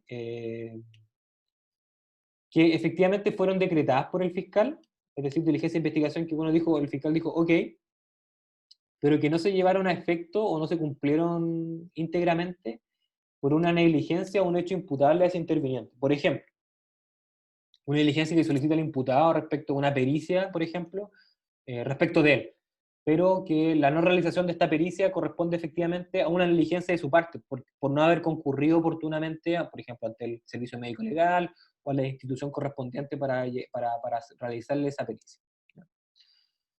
Diligencias que son manifiestamente impertinentes, diligencias que tienen por objeto acreditar hechos públicos y notorios, y en general todas aquellas que hayan sido solicitadas para fines puramente dilatorios. O sea, el control que se hace acá es bastante similar al control que se hace después con la prueba en la audiencia de preparación del juicio oral. Y obviamente, en general, todo todo este filtro tiene por objeto entonces que esta reapertura de la investigación no tenga un fin dilatorio, finalmente. Entonces, se cierra la investigación, y aquí está Fiscalito, que yo creo que es el peor corpóreo que han inventado en esta moda de los corpóreos. Entonces, Fiscalito, una vez que se cierra la investigación, tiene 10 días para tomar una decisión respecto a esta causa, ¿cierto? Ya investigó, ya pudo investigar, hizo todo lo que pudo. Se cerró la investigación, ya sea por el plazo máximo legal, eventualmente también se reabrió la investigación, hizo todo lo posible, bueno, ya. Llegó el momento de que Fiscalito tome una decisión. Y aquí Fiscalito tiene tres opciones. Solicitar el sobreseimiento definitivo de la causa, cuando concurra alguna de las causas legales establecidas en la ley. Formular la acusación, que esto es derechamente cuando ya cuenta con antecedentes suficientes para fundarla, y el camino normal, ¿cierto? El camino que debiera proceder si es que acumuló antecedentes suficientes, o si es que no acumuló antecedentes suficientes para fundar esta acusación, entonces lo que va a proceder es que, y tampoco existen algunas de las causales establecidas en la ley para decretar el sobreseimiento definitivo, entonces lo que va a hacer es comunicar en audiencia su decisión de no perseverar con el procedimiento. Estas son las tres opciones que tiene el fiscal 10 días después del cierre. Solicitar el sobreseimiento, formular acusación o comunicar su decisión de no perseverar en el procedimiento.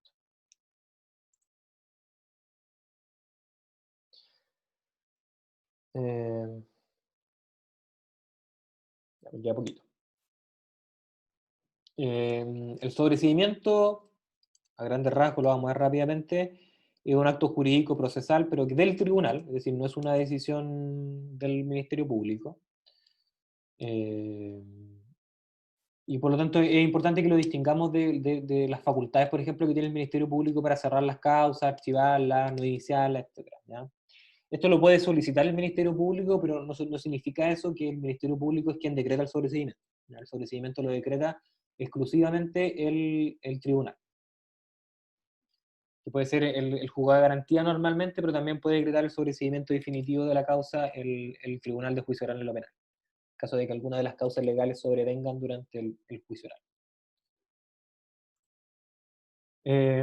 Generalmente se clasifica bajo dos criterios, ¿cierto? Según sus efectos, puede ser definitivo, porque pone término al proceso, o puede ser temporal, porque no pone término a él, sino que simplemente lo suspende hasta que o se cuenten con mejores datos para investigar, o cese el inconveniente legal que se alegó en su momento. Y también respecto a su alcance en materia de los delitos o los intervinientes, puede ser total. En este caso, por ejemplo, si hay una investigación que se lleva adelante respecto de 20 imputados por 2 delitos cada uno, si es total se refiere entonces a todas estas imputaciones, respecto de estos 40 delitos. O puede ser parcial, y eventualmente entonces va a ser solamente, si están estos 20 imputados por 2 delitos cada uno, va a ser solamente respecto de 5 imputados por sus 2 delitos, o solamente respecto de un delito. ¿Ya? Ahí se puede jugar con el sobreseimiento, se puede solicitar respecto de lo que sea pertinente en cada caso. Sobreviviendo entonces la investigación, o en este caso la persecución penal respecto de estos otros delitos y estos otros imputados. La oportunidad, si bien está establecida respecto a este plazo de 10 días una vez cerrada la investigación, ¿cierto? Del artículo 248, se ha entendido conforme a una interpretación armónica del Código Procesal Penal que en realidad el sobreseimiento definitivo se puede solicitar en cualquier momento del proceso, desde la formalización de la investigación,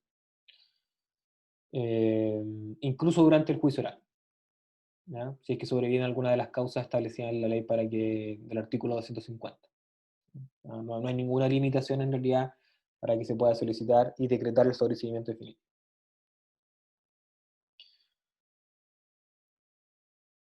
¿Quiénes están legitimados para solicitarlo? El Ministerio Público, como comentamos, en este plazo de 10 días puede solicitarlo. El imputado y la defensa siempre pueden solicitarlo cuando concurra alguna causa legal. Y también el juzgado de garantía puede decretarlo de oficio, ¿cierto? ¿Se acuerdan hace poco también en el caso de... no, en realidad no sé si fue de oficio ahí, pero el juzgado de garantía en el caso de Antonia Barra declaró, por ejemplo, el sobreseimiento definitivo de esos hechos que habían sido recién formalizados, por ejemplo. Y que yo recuerde, no recuerdo ahí que la defensa haya solicitado ese sobreseimiento.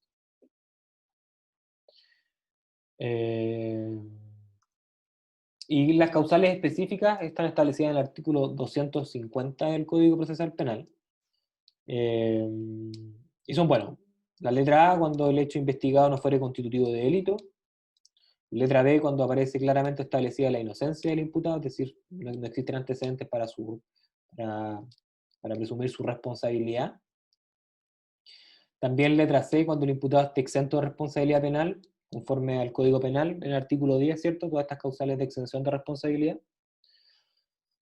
Cuando se extinga la responsabilidad penal del imputado, conforme al Código Penal también, por alguna de las causales de extinción de responsabilidad, pues, por ejemplo, puede ser porque se muera, etcétera. Que ahí ocurre harto, ¿eh? O sea, no tanto, pero existen hartos casos en los que los imputados fallecen durante la investigación. Eh, sí. Letra E, cuando sobreviene un hecho que pone fin a la responsabilidad penal, también se ha interpretado como que ahí puede estar la muerte, por ejemplo. Y letra F, cuando el hecho de que se trate hubiera sido materia de un procedimiento penal en que haya recaído sentencia firme contra el imputado, ¿cierto? Y este establece cosas juzgadas.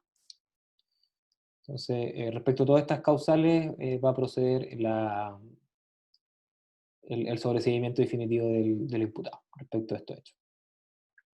Y el inciso segundo del artículo 50 establece una limitación que fue introducida cuando Chile suscribió el, eh, el tratado para la Convención de Roma, ¿cierto? En materia de penal internacional, que prohíbe entonces aplicar el sobreseimiento definitivo respecto de delitos que, conforme a tratados internacionales ratificados por Chile, sean considerados como imprescriptibles o que no puedan ser amnistiados. ¿Ya? Y esencialmente se refiere a delitos como crímenes de lesa humanidad.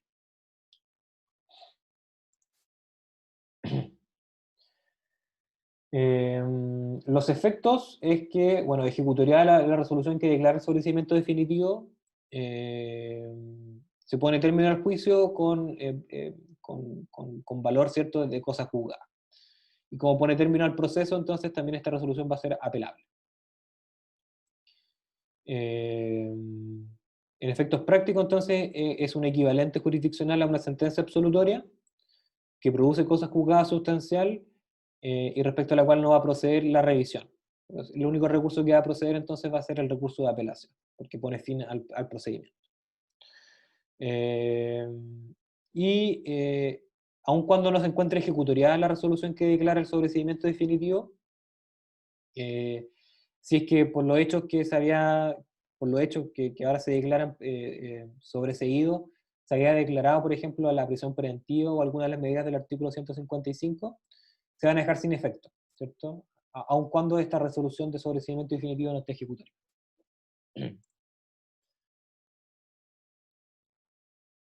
Luego está el sobreseimiento temporal, que no lo vamos a ver en detalle, pero a grandes rasgos lo que hace es suspender la investigación.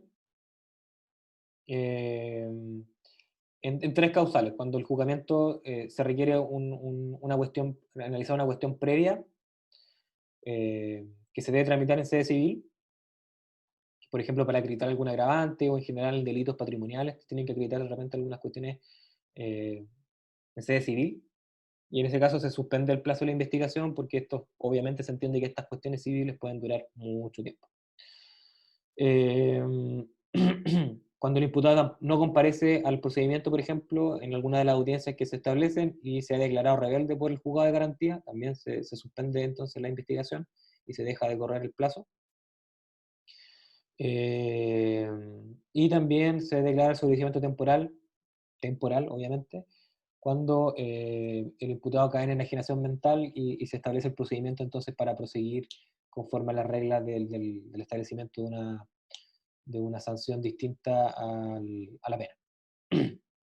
Y El principal efecto de esto es la suspensión del procedimiento. No termina el procedimiento, sino que se suspende mientras se revisan estas otras cosas. Es decir, hasta que aparezca el imputado, por ejemplo, rebelde, hasta que se resuelva esta cuestión preliminar o hasta que se resuelva el informe mental, de facultades mentales del imputado, en caso de proceder conforme a las reglas de ese procedimiento. Eso respecto al sobreseimiento, y la última, o sea, y la segunda decisión distinta a la acusación que puede tomar el fiscal, y con esto terminamos la clase de hoy, es comunicar su decisión de no perseverar en el procedimiento, ¿cierto? Entonces, dentro de estos 10 días, el fiscal entonces puede comunicar, perdón, su decisión de no perseverar en el procedimiento por no haberse reunido los antecedentes suficientes que permitan fundar la acusación. Esta es una facultad exclusiva del Ministerio Público, es decir, tampoco existe un mayor control jurisdiccional por parte del tribunal respecto a esta decisión.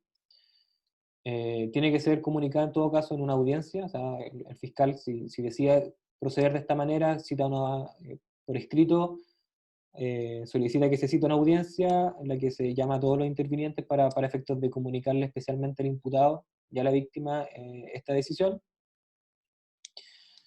Como les comentaba, es una decisión que no es jurisdiccional, por tanto no proceden recursos en su contra, salvo los recursos de carácter administrativo en contra del superior jerárquico. Y el principal efecto que tiene es que una vez comunicada la decisión del Ministerio Público de no perseverar, se deja sin efecto la formalización, como si nunca hubiese existido. Ya básicamente se anula la formalización. Y por supuesto se revocan entonces todos los otros efectos que derivan de esa formalización, como las medidas cautelares, etc. Y se reanuda entonces el plazo de prescripción como si nunca se hubiese interrumpido. En realidad nunca se interrumpió, sino que estaba suspendido.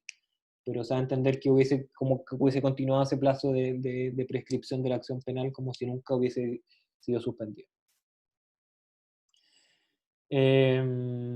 Sin embargo, existe siempre la opción de que el querellante se oponga no se puede oponer a la decisión del Ministerio Público, en realidad. El Ministerio Público es facultativo de él decidir no perseverar, pero lo que sí puede hacer es que él puede perseverar él como acusador particular. Es decir, el querellante, si bien el Ministerio Público renuncia a hacer efectiva su pretensión punitiva por no haber reunido antecedentes suficientes, el querellante en esa misma audiencia de comunicación puede solicitar al juez de garantía que se proceda al juicio oral mediante una acusación particular que va a ser las veces de la acusación del Ministerio Público. Y se va a proceder entonces al juicio oral sin la intervención del Ministerio Público.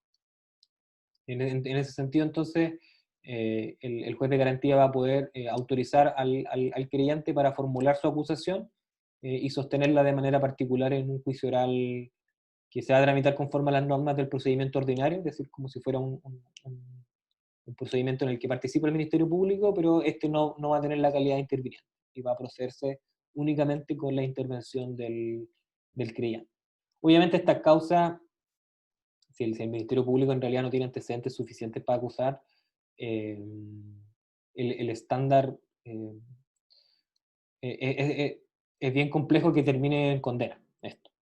Si el Ministerio Público, que es un órgano especializado en la investigación de delitos, estableció que en realidad no tenía antecedentes en sede administrativa para poder acusar y eventualmente condenar, con menor razón es problemático o sería súper difícil, ¿cierto?, que se superara después en juicio oral el estándar de malla de toda duda razonable. Es decir, si el fiscal tuvo dudas que el estándar de convicción para acusar es mucho más inferior que el estándar de más allá de toda duda razonable, entonces muy difícilmente una acusación particular de este tipo, sin la colaboración del Ministerio Público, puede prosperar, ¿no?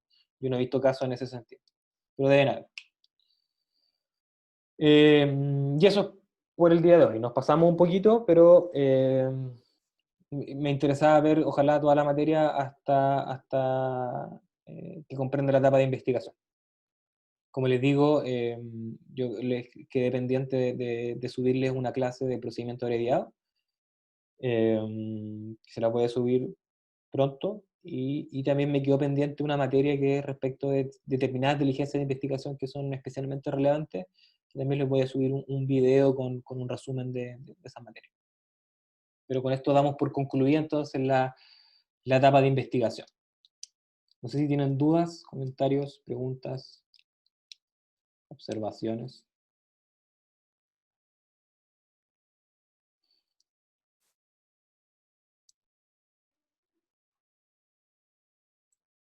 Si no es así,